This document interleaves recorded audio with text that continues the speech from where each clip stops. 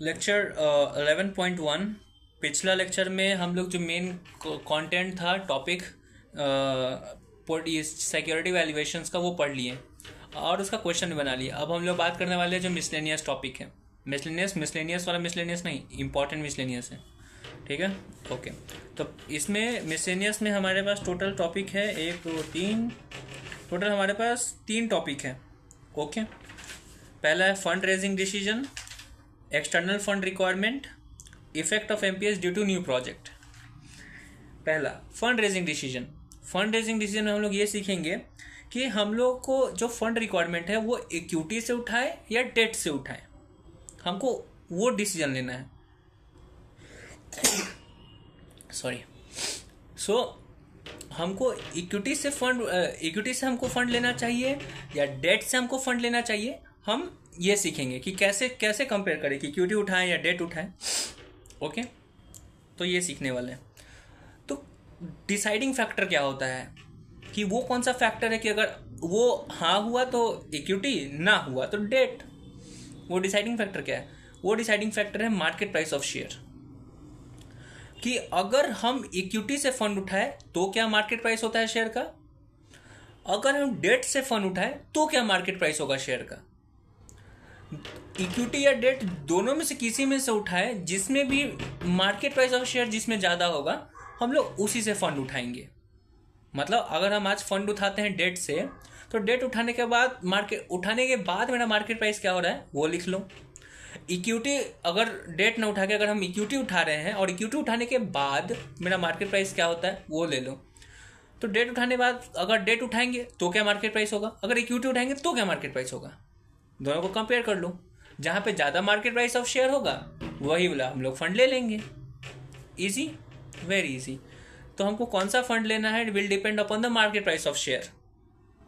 Correct, कि fund उठाने के बाद जो मेरा मार्केट प्राइस होगा उस पर डिपेंड करेगा कि हमको फंड किससे उठाना है, कौन सा उठाना है, डेट या इक्विटी। Easy easy. ठीक है भाई, तो मार्केट प्राइस ऑफ शेयर निकालने में कितना खास बात है, नॉर्मल तो चीज़ है। मार्केट प्राइस ऑफ शेयर कैसे निकलता है? पी रेशियो से निकाल सकते हो या फिर जो करेंट मार्केट प्राइस चल रहा है वो ले लो, कुछ भी कर सकते हो ना भाई। पी रेशियो से एमपीएस कैसे निकलता है भाई? पी तुम्हारा एमपीएस P0 जो होता है मार्केट प्राइस ऑफ शेयर, वो तो हम लोग पढ़े थे अपना स्टार्टिंग में सिक्योरिटी वैल्यूएशन में। P0 is equal to D1 upon KE minus G, तो P0 आता था। Correct, market price. तो मार्केट प्राइस निकालने का 3 मेथड था, D1 upon KE minus G, और था एक EPS मॉडल से कि अर्निंग प्राइस ऑफ शेयर जो मॉडल होता है उससे कि E1 upon KE minus KE की जगह ROE था minus G, something like that. एक था PE multiple approach. PE multiple approach से कैसे हम लोग MPS निकालते थे कि MPS upon EPS is equal to P ratio. Correct, PE बाद में आता है तो E नीचे आता है, तो MPS अपॉन EPS कुछ दे दिया गया कि तुम्हारा P रेशियो 8 है और तुमको EPS दे दिया गया है, तो P रेशियो और EPS दे दिया है तो तुम MPS निकाल सकते हो। P इंटू MPS करोगे तो P upon P into EPS करोगे तो MPS आ जाएगा। तो MPS निकालने का P मल्टीपल अप्रोच भी है। करेक्ट भाई, मालूम था हमको ये सब बात। क्यों बता रहे हो? इसीलिए बता रहे हैं कि जो ये डिसाइडिंग फैक्टर ना कि मार्केट प्राइस ऑफ शेयर तुमको ढूंढना है दोनों फॉर्मेट में, डेट में भी और इक्विटी में भी, तब कंपेयर होगे। तो ये जो मार्केट प्राइस ऑफ शेयर जब तुम निकाल रहे होगे वो तुमको निकालना है P मल्टीपल अप्रोच से। तो जो डिसाइडिंग फैक्टर है सिर्फ उसका नाम MPS नहीं है, डिसाइडिंग फैक्टर है MPS as calculated by P multiple approach. तुमको P मल्टीपल अप्रोच यूज करके तुमको MPS निकालना होगा दोनों फॉर्मेट में। एक बार डेट के फॉर्मेट में भी तुम निकालो, एक बार इक्विटी के फॉर्मेट में तुम MPS निकालो। लेकिन ये जो इक्विटी और डेट दोनों में से जब कैलकुलेट कर रहे हो MPS निकालने के लिए, तो जो मेथड होना चाहिए तुमको MPS निकालने का वो P multiple approach. Okay okay, तो P मल्टीपल अप्रोच से कैसे MPS निकलता है? बहुत ईजी है भाई, EPS निकाल दो और P रेशियो निकाल दो। कैसे और क्या बताते हैं तुमको। P मल्टीपल, तुमको सबसे पहले तुम्हारे पास दिमाग में श्योर है कि तुमको निकालना है क्या? MPS कैसे निकालना है? P मल्टीपल अप्रोच से। P मल्टीपल अप्रोच कैसे यूज होता है? P रेशियो चाहिए और EPS चाहिए। तो हमारा पहला पहला स्टेप है तुमको ढूंढना ईपीएस, दूसरा स्टेप है पी रेशियो, तब तुमको निकलेगा एमपीएस। करेक्ट। तो डेट से भी तुमको निकालना होगा और इक्विटी मेथड से भी, कि अगर इक्विटी उठा रहे हो तो इक्विटी का जो पूरा फार्मूला बनाओगे उसमें तुमको ढूंढना होगा सबसे पहले ईपीएस। ठीक है, उस ईपीएस से ईपीएस जब ढूंढ लोगे तब तुमको पी रेशियो ढूंढना होगा। पी रेशियो ढूंढ लोगे तो पी और ईपीएस निकाल के मल्टीप्लाई करके एमपीएस निकल जाएगा। तो इक्विटी का जो आंसर आएगा, इक्विटी का जो भी वैल्यू आया है उस हिसाब से जो ईपीएस आया है और इक्विटी के हिसाब से जो पी आ रहा है मल्टीप्लाई करके तो इक्विटी का एमपीएस आ जाएगा। वैसे ही डेट का स्ट्रक्चर बनाना होगा कि अगर हम डेट उठा रहे हैं तो पहले मेरे पास 10 लाख का डेट था, अब डेट उठा है 2 लाख और का, तो 12 लाख के डेट के वजह से मेरा ईपीएस क्या आ रहा है पहले वो निकालेंगे।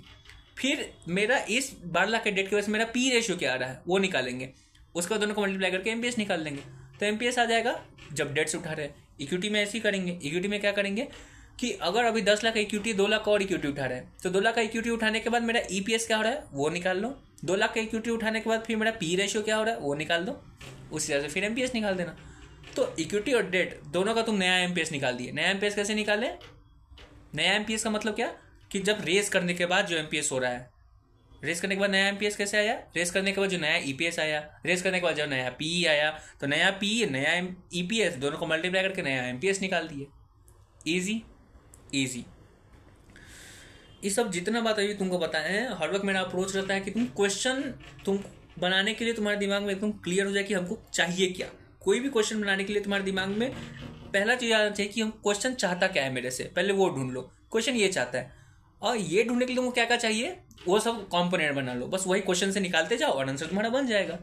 इजी। पहले क्वेश्चन ढूंढो और क्वेश्चन ढूंढने के बाद पता करो कि क्या चाहिए इसका आंसर के लिए, बस वो कंपोनेंट ढूंढ लो। क्वेश्चन पढ़ के फिर क्वेश्चन पूरा पैराग्राफ पढ़ के क्वेश्चन मत पढ़ो, क्वेश्चन पढ़ो फिर निकालो कि पहले क्वेश्चन पढ़ लो और तुम्हारे दिमाग में अगर तुमको याद है कि ये क्वेश्चन पूछ रहा है हमको एमपीएस हम मेरे से पूछ रहा है कि कौन सा डिसीजन ले, अगर क्वेश्चन ये पूछ रहा है कि कौन सा डिसीजन ले तो तुम्हारे दिमाग में क्लियर होना चाहिए कि डिसीजन कौन सा लेना विल डिपेंड अपॉन एमपीएस। कौन सा मेथड से? पी रेशियो से, पी मल्टीपल अप्रोच से। पी मल्टीपल अप्रोच के लिए तुमको क्या करना होगा? स्टेप 1 नया ईपीएस, नया पी रेशियो, नया एमपीएस आ जाएगा। नया एमपीएस से तुम कर देना। Easy easy. तो यही अप्रोच है जो याद रहेगा। ठीक है, करेक्ट। फिर से एक बार हम समरी दे दे रहे हैं। कोई भी क्वेश्चन तुमसे पूछता है कि भाई हम इक्विटी से फंड उठाए या डेट से फंड उठाए, तो तुमको कैसे चेक करोगे? तुमको एमपीएस निकालना होगा कि अगर हम इक्विटी से उठाते हैं तब जाकर तब नया ईपीएस क्या होगा, क्योंकि इक्विटी से उठा लिए तो ईपीएस चेंज हो जाएगा मार्केट का। एग्जिस्टिंग ईपीएस से मतलब नहीं है हमको नया ईपीएस ढूंढना होगा। एक फिर से बोल रहे हैं, क्वेश्चन तुमको बोला कि कौन सा मेथड यूज करो, कौन सा डेट उठाओगे या इक्विटी उठाओगे ये फंड के लिए। तुम्हारे दिमाग में क्लियर होना चाहिए कि हमको ये कंपेयर करने के लिए कि कौन सा फंड चाहिए, तुमको नया एमपीएस चाहिए, तो नया एमपीएस तुमको ढूंढना होगा। नया एमपीएस कौन सा मेथड से? पी मेथड से। पी मेथड से ढूंढने के लिए तुमको पी मेथड से अगर तुमको एमपीएस ढूंढना है तो उसका 3 स्टेप है। पहला स्टेप नया ईपीएस निकालो, नया पी रेशियो निकालो और तीसरा स्टेप में एमपीएस आ जाएगा। तो एमपीएस आएगा दोनों को कंपेयर कर लेना। और हर क्या बोल रहे हैं? नया मतलब क्या होता है कि इक्विटी उठाने के बाद जो बिजनेस का हाल होगा उस हिसाब से ईपीएस क्या होगा, या फिर डेट उठाने के बाद क्या हाल होगा उस हिसाब से ईपीएस पी रेशियो। ओके। तो अब हम लोग चलते हैं क्वेश्चन पे। Question number 64। What is question 64? इसमें तुम पढ़ो समझ में आएगा। रुको खोलते हैं, कहाँ है क्वेश्चन 64 वायु या मेजर्स टीएस लिमिटेड का तुमको दिया हुआ है इंफॉर्मेशन, उसका पीबीआईटी दिया हुआ है, टी रेशियो, बहुत कुछ दिया हुआ है। ठीक है, क्वेश्चन तुमसे क्या क्या पूछ रहा है? Given this data which of the following option company would prefer and why. Option 1 है कि हम डेट से उठा लें, ऑप्शन 2 है कि हम इक्विटी से उठा लें और इक्विटी इस प्राइस पे उठाएं। तो तुमको क्वेश्चन क्या पूछ रहा है कि ये जो फंड है, जो हमको फंड चाहिए, हमको जो फंड चाहिए, कितना फंड इसको चाहिए? इसको 3 करोड़ का, इसको कितना? हाँ, इसको 3 करोड़ का फंड चाहिए। तो अब इसको अगर 3 करोड़ का इसको फंड चाहिए तो वो इक्विटी से उठाए या डेट से उठाए, ये क्वेश्चन पूछ रहा है। तो जब अगर क्वेश्चन तुमको पूछ रहा है इक्विटी से चाहिए या डेट से, तुम्हारे दिमाग में क्या आना चाहिए कि भाई हमको एमपीएस निकालना होगा दोनों मेथड में, इक्विटी में भी और डेट में भी। और एमपीएस कैसे निकलेगा? पी मल्टीपल अप्रोच से। इजी। पी मल्टीपल अप्रोच के लिए तुमको पहले न्यू ईपीएस चाहिए होगा और न्यू पी रेशियो चाहिए होगा।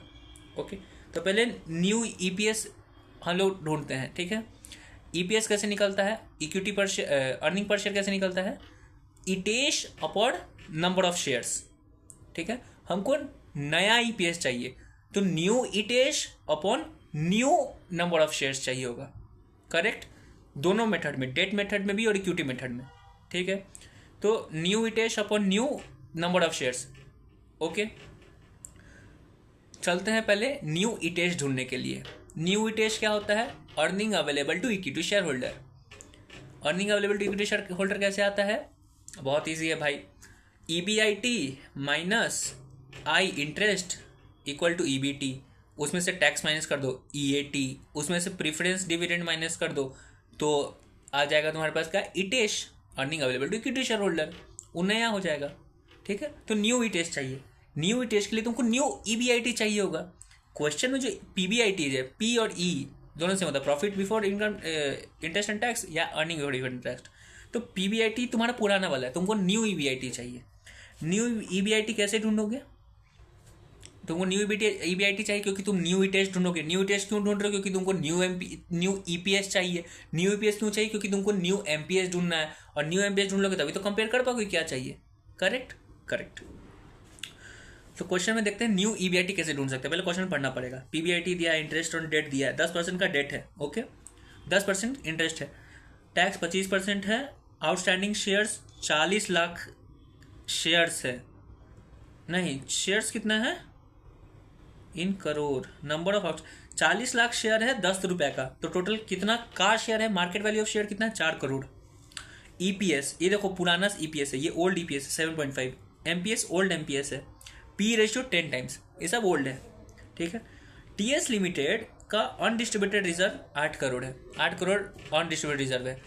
अनडिस्ट्रीब्यूटेड रिजर्व कब होता है, जब अर्निंग, ये जो हमारा EAT है, अर्निंग आफ्टर टैक्स, उसमें से अगर हम कुछ रिजर्व रख लेते हैं तो उसमें जाता है कि उसको अति के लिए कितना, इक्विटी शेयर होल्डर को कितना जाएगा, तो रिजर्व दिया हुआ है। द कंपनी रिक्वायर्स 3 करोड़, उसको चाहिए 3 करोड़, ठीक है। 3 करोड़ क्यों चाहिए, क्योंकि उसको एक्सपैंड करना है बिजनेस को। जब वो बिजनेस एक्सपैंड करेगा, 3 करोड़, जो 3 करोड़ आएगा उससे जब बिजनेस एक्सपैंड करेगा, उसको सेम रेट ऑफ रिटर्न मिलेगा ऑन कैपिटल एम्प्लॉयड, जो on 3 crore for the purpose of expansion which is expected to earn the same rate of return on capital employed as present. जो अभी का जो रिटर्न ऑन कैपिटल एम्प्लॉयड है, same वही return on capital employ मिलेगा उसको 3 करोड़ पे। अभी जो कंपनी ने एम्प्लॉय किया है उसके ऊपर जो उसको रिटर्न मिल रहा है, एग्जैक्ट सेम रिटर्न मिलेगा जब वो 3 करोड़ इन्वेस्ट करेगा, ओके ओके। अभी रिटर्न कितना मिल रहा है कैपिटल एम्प्लॉयड पे, वो तुमको निकालना होगा। यहाँ पे ROC दिया हुआ है क्या, if the debt to capital नहीं दिया हुआ है, सब नहीं दिया हुआ है, तो तुमको पहले, तो अभी तुमको क्या बोल दिया है कि जो अभी का प्रेजेंट रोस है वही नया 3 करोड़ का भी रोस होगा, ठीक है। तो तुमको अभी रोस ढूंढना होगा। अब सोचोगे रोस क्यों ढूंढना होगा, ROC क्यों ढूंढना होगा, बताएंगे। However if the debt to capital employ, sorry, so question क्या बोल रहा था कि प्रेजेंट का जो रोस है वही सेम होगा जो अगर 3 करोड़ करेंगे तो। However if the debt to capital employed ratio is higher then 35%, अगर हम 3 करोड़ रुपया ले लेते हैं और 3 करोड़ लेने के बाद मेरा जो debt to capital employed ratio है वो 35% से बढ़ जाता है। अभी कितना नहीं पता, अगर 35% से अगर मेरा debt to capital employed ratio अगर बढ़ जाता है तो जो P मल्टीपल, जो P रेशियो है अभी 10 टाइम्स, वो घट के हो जाएगा 8 टाइम्स पे। अभी एग्जिस्टिंग 10 टाइम्स है, वो घट के हो जाएगा 8 टाइम्स पे। और अगर यही जो debt to capital employed ratio अगर 35% से बढ़ रहा है तो एक तो P रेशियो तो 8 टाइम्स हो जाएगा, दूसरा क्या होगा कि अगर तुम डेट उठाओगे, नहीं एक सेकेंड, दोनों चीज़ नहीं है। अगर debt to capital employed ratio अगर तुम्हारा 35% से इंक्रीज होगा तो P तुम्हारा हो जाएगा 8 टाइम्स। और अगर इस टाइम पे डेट टू कैपिटल एम्प्लॉयड बढ़े ना बढ़े, अगर अभी तुम डेट उठाने जाते हो मार्केट में, अगर तुम डेट उठाने जाते हो मार्केट में तो तुमको डिवेंचर मिलेगा, सॉरी हमको लगता है हम कंफ्यूज हो रहे हैं, हम फिर से बोलते हैं, ठीक है। अगर debt to capital employed ratio 35% से इंक्रीज होगा, अगर ज़्यादा जाएगा तो P रेशियो हो जाएगा 8 टाइम्स, और तुम्हारा एडिशनल कॉस्ट ऑफ डेट 14% हो जाएगा। एडिशनल कॉस्ट ऑफ डेट का मतलब क्या होता है कि अगर तुम अब डेट उठाओगे तो उसका कूपन रेट 10% नहीं होगा। अभी कूपन रेट कितना है 10%, कूपन रेट हो जाएगा 14%। ओके, तो इफ़ 35% से अगर तुम्हारा कॉस्ट ये debt to capital employed ratio अगर बढ़ रहा है 35% से ज़्यादा, तो दो चीज़ होगा, पी रेशियो 8 टाइम्स हो जाएगा, और तुम्हारा जो डिवेंचर, जो अगर 3 करोड़ तुम डिवेंचर्स उठाने वाले थे तो उसका रेशियो, उसका इंटरेस्ट होगा 14%। Okay okay, given this data which of the following option would the company prefer. जो बात बोला है इसको देखने बाद तुमको क्या लगता है कि कंपनी इक्विटी लेगा या डिवेंचर लेगा? ये जो 3 करोड़ के लिए कैसे लेगा, इक्विटी रेस करके, इक्विटी इशू करके, या डिवेंचर सब्सक्राइब करवा के? ओके ठीक, बहुत सारा डेटा दिया है, तुमको चाहिए क्या? सर हमको तो एमपीएस चाहिए, न्यू एमपीएस चाहिए, दोनों मेथड में, इक्विटी में भी डेट में भी। न्यू एमपीएस के लिए तुमको क्या चाहिए? New EPS, new P ratio. New EPS कैसे निकालोगे? जब नया ईटेश और वो सब आएगा, ठीक है। और न्यू पी रेशियो कब आएगा? न्यू पी रेशियो कैसे पता चलेगा? बोला है कि या तो 10 टाइम्स हो सकता है या 8 टाइम्स हो सकता है। 8 टाइम्स कब होगा? जब डेट टू कैपिटल एम्प्लॉयड तुम्हारा 35% से इंक्रीज हो रहा है, ठीक है। तो चलो पहले हम लोग ईपीएस निकालते हैं दोनों अप्रोच में, इक्विटी में भी डेट में भी, उसी हिसाब से हम लोग पी देखेंगे बाद में। ओके ठीक है, तो हम लोग ईपीएस निकालते हैं। ईपीएस कैसे निकलता है? ईपीएस निकालने के लिए तुमको क्या चाहिए? ईटेश। ईटेश कैसे निकलता है? ईबीआईटी से आता है। अब न्यू ईबीआईटी तो दिया हुआ नहीं है, क्या न्यू ईबीआईटी दिया हुआ है? नहीं दिया हुआ है, तो ढूंढना होगा। अबे यार न्यू ईबीआईटी अब हम कैसे ढूंढें? उसी के लिए तो दिया हुआ था return on capital employed. Return on capital employed का फॉर्मूला क्या होता है? EBIT upon capital employed. और कैपिटल एम्प्लॉयड क्या होता है कि जो भी पैसा बिजनेस में रखा गया है, या तो हमने जो रखा अपने तरफ से, और या फिर बाहर के लोगों से लिया। अपने तरफ से हम क्या डालते हैं? Equity share capital reserve. बाहर से क्या लेते हैं? डेट। करेक्ट। इक्विटी शेयर भी बाहर से, कहने के लिए बाहर से, इक्विटी शेयर मतलब मालिक, तो या तो इक्विटी शेयर और उसका रिजर्व प्लस डेट, वही कैपिटल एम्प्लॉयड होता है। तो EBIT upon capital employed is equal to return on capital employed. Is it और is it not? Correct, correct. Okay, तो हमको निकालना है, पहले एग्जिस्टिंग ईबीआईटी निकालते हैं। क्यों? एग्जिस्टिंग आरओसी निकालते हैं। एग्जिस्टिंग आरओसी क्यों निकालेंगे? क्योंकि बोला है कि अगर 3 करोड़ भी अगर लाएगा तो आरओसी सेम होने वाला है, तो नया वाला में भी आरओसी का हमको मिल जाएगा, और हमको कैपिटल एम्प्लॉयड समझ में आ जाएगा, तो हम ईबीआईटी निकाल देंगे। फॉर्मूला क्या है आरओसी का? ईबीआईटी अपन कैपिटल एम्प्लॉयड, सेम। ओके, तो ढूंढते पहले हम लोग एग्जिस्टिंग रोज क्या है। एग्जिस्टिंग रोज के लिए ईबीआईटी कितना है? 5 करोड़। कैपिटल एम्प्लॉयड कितना है? देखो, कैपिटल एम्प्लॉयड के लिए पहले चाहिए तुमको शेयर कैपिटल। 4 करोड़ का शेयर कैपिटल हो गया, तुमको बोले थे। और शेयर कैपिटल देखो एमपीएस पे नहीं लिया जाता है, फेस वैल्यू पे लिया जाता है। तो 4 करोड़ का एमपीएस 75 से मल्टीप्लाई मत करना, तो 40 लाख इंटू 10, 4 करोड़ का तुम्हारे पास शेयर कैपिटल है। डेट कितना का है तुम्हारे पास? डेट के बारे में कुछ बोला ही नहीं है, लेकिन बोला इंटरेस्ट ऑन डेट 1 करोड़ है। अगर इंटरेस्ट ऑन डेट 1 करोड़ है और इंटरेस्ट अगर 10% है, तो टोटल डेट कितना है हमारा? टोटल डेट हमारा हो गया 10 करोड़ रुपया। 10 करोड़ का 10% 1 करोड़, तो 10 करोड़ का डेट है मेरे पास। 4 करोड़ का मेरे पास क्या है? Share capital. तो मेरे पास टोटल कैपिटल एम्प्लॉयड कितना है? 4 crore share capital, 10 crore debt. लेकिन एक और चीज़ बोलते हैं, शेयर कैपिटल, रिजर्व में सरप्लस और डेट। तो रिजर्व में सरप्लस दिया हुआ है, और दिया हुआ 8 करोड़। तो टोटल कैपिटल एम्प्लॉयड कितना होगा? इक्विटी 4 करोड़, रिजर्व में सरप्लस 8 करोड़, डेट 10 करोड़। 4 8 10, 4 8 10 कितना होता है? 22 करोड़। तो कैपिटल एम्प्लॉयड आ गया तुम्हारे पास 22 करोड़। ईबीआईटी तुम्हारे पास है लिखा हुआ 5 करोड़। तो ईबीआईटी अपन आरओसी करोगे, तुम्हारे पास आ जाएगा return on capital employed. Correct. तो 5 करोड़ अपन 22 करोड़ किए, तो कितना आया? Existing ROC 22.73%। ये जो 22.73% है वो एग्जिस्टिंग आरओसी है। क्वेश्चन क्या बोला है? Company requires 3 crore for the purpose of expansion which is expected to on the same rate of interest, rate of return on capital employed as present. जो अभी में 22.73 मिल रहा है, वही हमको मिलेगा अगर हम 3 करोड़ और इम्प्लॉय कर देते हैं। करेक्ट। अभी का existing ROC existing capital employed कितना है? 22 करोड़। अगर 3 करोड़ और अगर हम कैपिटल एम्प्लॉय कर देंगे ना, तब भी हमको कितना मिलेगा? आरओसी 22.73 मिलेगा। एग्जिस्टिंग जो था वही मिलेगा। करेक्ट। तो मेरे पास नया कैपिटल एम्प्लॉयड है, मेरे पास जो नया आरओसी है वो भी है। नया आरओसी कौन है? पुराना वाला आरओसी। और नया वाला कैपिटल एम्प्लॉयड कितना है? 22 करोड़ प्लस 3 करोड़, 25 करोड़। दोनों को यूज करके ईबीआईटी ढूंढ सकते हो। EBIT upon ROC is equal to EBIT upon capital employed equal to ROC होता है, तो कैपिटल एम्प्लॉयड यूज़ करके और ROC यूज़ करके EBIT निकाल सकते हो। तो EBIT निकाल दो, ROC multiplied by capital employed, तुम्हारे पास न्यू EBIT आ गया। न्यू EBIT कितना है तुम्हारा 5.6875, करेक्ट आ गया। पुराना EBIT कितना था 5 करोड़, न्यू EBIT तुम्हारे पास कितना आ गया 5.6875 करोड़। इजी।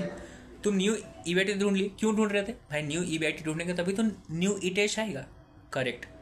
तो मेरे पास न्यू EBIT आ चुका है कि अगर तुम किसी चीज़ से रेस करो, डेट से रेस करो या इक्विटी से रेस करो, न्यू EBIT 5.6875 ही होने वाला है। क्यों? क्योंकि रिटर्न ऑन कैपिटल एम्प्लॉयड वो 22.73 है और मेरा जो कैपिटल एम्प्लॉय होने वाला है वो 25 करोड़ है।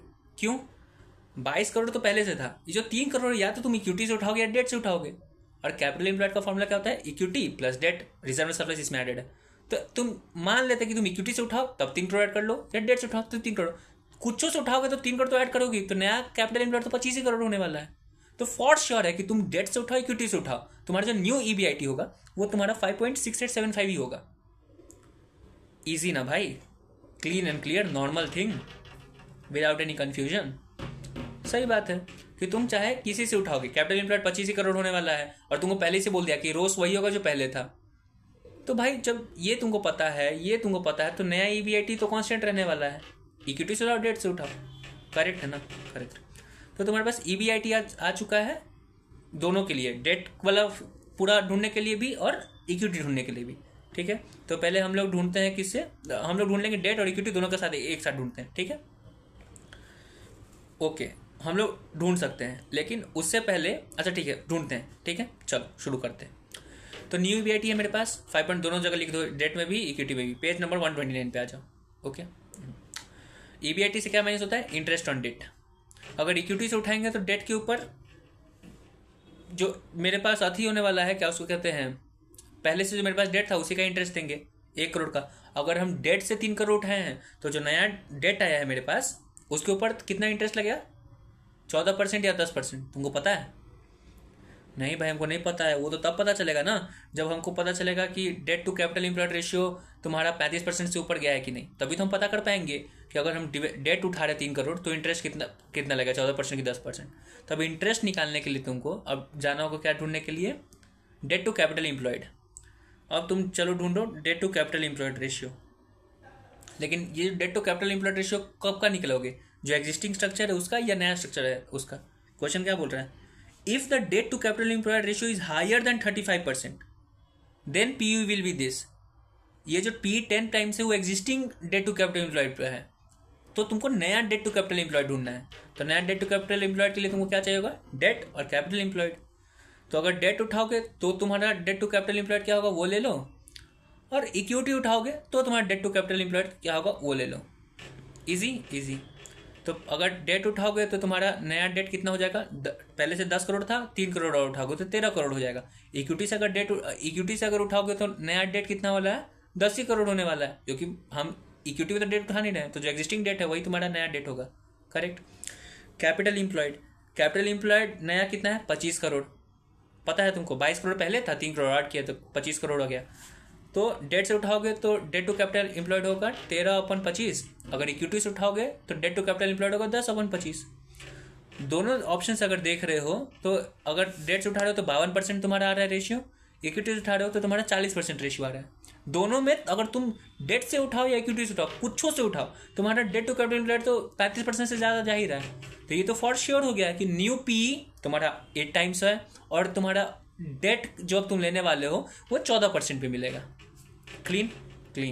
तो ये सिर्फ debt to capital employed ratio निकालने से तुमको 2 चीज़ समझ में आएगा कि न्यू PE जो चाहिए होगा, न्यू EPS, न्यू PE तभी न्यू MPS आता है। तो न्यू EPS तभी हम लोग ढूंढ लेंगे। न्यू PE तुमको पता चलेगा कि 8 टाइम्स होने वाला है। इजी। तो एक चीज़ ये पता चला। दूसरा चीज़ ये पता चला कि हमको जो अगर हम डेट उठाएंगे तो कितना परसेंट लगेगा? 10% नहीं लगेगा, 14% लगेगा। ओके, तो चलो कैलकुलेशन पे आ जाते हैं। EPS के लिए कैलकुलेशन पे जहाँ थे हम लोग पहले। तो EBIT था डेट का भी और इक्विटी का सेम, माइनस इंटरेस्ट की।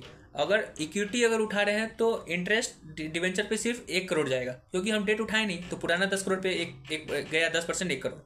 लेकिन अगर हम डेट उठाएंगे तो कितना जाएगा? पहले का 1 करोड़, पुराना डेट पे 10 करोड़ पे 10%, तुम्हारा गया कितना, 1 करोड़ रुपया। नया जो 3 करोड़ उठाए हो उस 3 करोड़ के ऊपर तुमको कितना इंटरेस्ट देना है, 14%। 10 करोड़ के ऊपर 10%, 1 करोड़, 3 करोड़ के ऊपर 14%, तो 42 लैक्स। तो टोटल अब तुमको इंटरेस्ट कितना देना पड़ेगा, 1.42 लैक्स अगर तुम डेट उठा रहे हो तो। Correct correct. न्यू ईबीआईटी से इंटरेस्ट माइनस कर दिए दोनों में, डेट और इक्विटी में। अब आ जाते हैं न्यू ईबीटी। न्यू ईबीटी आ गया, उसमें से टैक्स माइनस कर दो। टैक्स मैंने कुछ बोला नहीं, मतलब कांस्टेंट है टैक्स, 25% लगा दो। न्यू ईएटी आ गया। अर्निंग आफ्टर टैक्स, अब अर्निंग आफ्टर टैक्स में से तुम डिवाइड, अर्निंग आफ्टर टैक्स आ गया, दैट इज ईटीएस आ चुका है, प्रेफरेंस शेयर कुछ है ही नहीं। करेक्ट है ना। और ये जो अनडिस्ट्रीब्यूटेड रिजर्व है वो तो करंट ईयर का एग्जिस्टिंग का है, हम न्यू निकाल रहे हैं सब कुछ। तो न्यू के बारे में तो अगला साल का कुछ बोला ही नहीं है कि अगला साल ये करेंगे वो करेंगे, कुछ बोला ही नहीं। करेक्ट है ना, करेक्ट है। तो न्यू ईटीएस आ चुका है। अब न्यू ईटीएस में से डिवाइड कर दो न्यू नंबर ऑफ शेयर्स।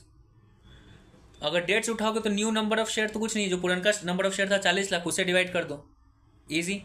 लेकिन अगर इक्विटी से फंड उठाए थे तो नंबर ऑफ शेयर तुम्हारा 40 lakh plus total number of share जो इशू किए हो। कितना नंबर ऑफ शेयर इशू किए हो, बोलोगे तुम 3 करोड़। अरे पागल, 3 करोड़ रुपया तुम कमाए हो, लाए हो, लेकिन उसके लिए शेयर कितना इशू किए हो। तो नंबर ऑफ शेयर ढूंढने के लिए तुमको क्या करना होगा, total amount raised divided by number rate at which raised, market price per share. Market price of share कितना दिया है, 25 रुपया। 3 करोड़ उठाने के लिए बोला है 25 करोड़ पर शेयर लेंगे, तो टोटल शेयर कितना इशू किया, 3 करोड़ अपन ₹25। तो इशू किया होगा 52 लाख शेयर अगर इक्विटी से 3 करोड़ उठाया। तो new EAT upon new EPS, new EAT upon new number of shares कर दोगे तो ईपीएस आ जाएगा तुम्हारे पास, that is new EPS. New EPS आ चुका है तुम्हारे पास। करेक्ट। और तुम्हारे पास न्यू ईपीएस है दोनों फॉर्मेट में। न्यू पी रेशियो है, दोनों ही फॉर्मेट में सेम पी रेशियो होगा, क्योंकि अभी तुम डेट टू कैपिटल एम्प्लॉयड देखे थे, दोनों में 35% ज़्यादा था। अगर डेट में अगर 35% से कम होता तो उस टाइम इस डेट के लिए हम लोग पी रेशियो यूज़ करते 10 का, या फिर इक्विटी में अगर कम होता है 35% से तो उसका लेते हैं, लेकिन दोनों केस में ज़्यादा है। तो जब दोनों ही केस में ज़्यादा है तो दोनों में पी रेशियो 8 है। तो न्यू ईपीएस भी आ गया है दोनों में, न्यू पी भी आ गया दोनों में, तो न्यू एमपीएस ढूंढ लो दोनों में। कैसे निकलेगा, new EPS new P multiply तो न्यू एमपीएस। जब न्यू एमपीएस आ गया तो कंपेयर कर लो किस में ज़्यादा है। देखोगे कि डिवेंचर डेट से अगर फंड उठा रहे हो तो उसमें एमपीएस ज़्यादा है, तो हम लोग डेट से उठाएंगे। प्रेफरेंस एज हम लोग क्या खरीदेंगे, हम लोग डेट से रेस करेंगे। तो पहला जो क्वेश्चन है कि what option will you choose, I will choose debt, and why I will choose, because the MPS using P multiple approach is higher in debt। P multiple approach से ही हम MPS निकालें हैं, क्यों, P multiple approach से MPS कैसे निकलता है, EPS upon EPS into P ratio, वही से तो किए। Easy easy clean, done done. तो ये पूरा कॉन्सेप्ट था किस चीज़ का, फंड रेजिंग डिसीजन का। ओके, फंड रेजिंग डिसीजन में काफ़ी फिर से अगर हम समझी दे, फंड रेजिंग डिसीजन तुमको डिसीजन लेना था कि कौन सा फंड उठाए। फंड तो हमको पता है कि हमको 3 करोड़ चाहिए, लेकिन कहाँ से उठाए, डेट से उठाए, इक्विटी से उठाए, तो इट विल डिपेंड कि इक्विटी से या डेट से उठाए तो कहाँ हमको एमपीएस ज़्यादा मिलने वाला है। ये जो एमपीएस ढूंढेंगे वो पी मल्टीपल अप्रोच से ढूंढेंगे। जब ये क्वेश्चन होता है तो हमको क्या ढूंढना होता है, new EPS, new P ratio, new MPS. ये आया, आंसर खत्म, clean and crisp.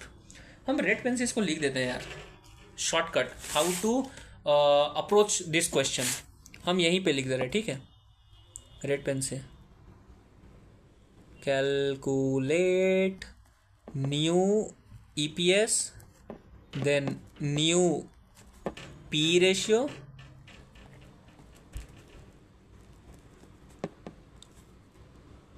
For each option of raising fund. Option of raising fund बहुत बार लिख देंगे, ईच मेथड ऑप्शन, ठीक है, लिख देते ऑप्शन, समझ लेना, इसी में बड़ा जगह नहीं है। और उसके बाद न्यू एमपीएस ले लेना यूजिंग ईपीएस इंटू एमपीएस, और जिसमें ज़्यादा होगा तुम्हारा क्वेश्चन बन जाएगा। Summary to approach question, done done. अब ईपीएस कैसे निकालना है तुमको पता चुका है, नया सब कुछ चाहिए होगा। क्वेश्चन खुद क्वेश्चन आंसर दे देगा, सब कुछ क्वेश्चन में दिया था, अभी हम लोग सब कुछ क्वेश्चन से निकाल दिए, डन। अब हम लोग बात करने वाले हैं, क्या टाइम हो गया है, 45, ओके 15 मिनट। सो अब हम लोग बात करने वाले हैं EFR के बारे में। EFR, FR तो ख़त्म हो गया। अबे भाई वो फिनेंशियल रिपोर्टिंग था, हम लोग पढ़ने वाले हैं EFR के बारे में। What is EFR? EFR means external fund requirement. Okay, क्या होता है external fund requirement? when the sale increases, the asset will also increase and at the same proportion। मतलब ये, अगर कोई आदमी बोल रहा है, कोई बिजनेसमैन बोल रहा है कि हमको सेल इंक्रीज करना है 20% से, इस साल अगर मेरा सेल 600 लाख हुआ था, 6 करोड़ हुआ था, तो अगला साल हमको इंक्रीज चाहिए 20% का, तो अगला साल हमको 7.2 करोड़ का हमको सेल चाहिए।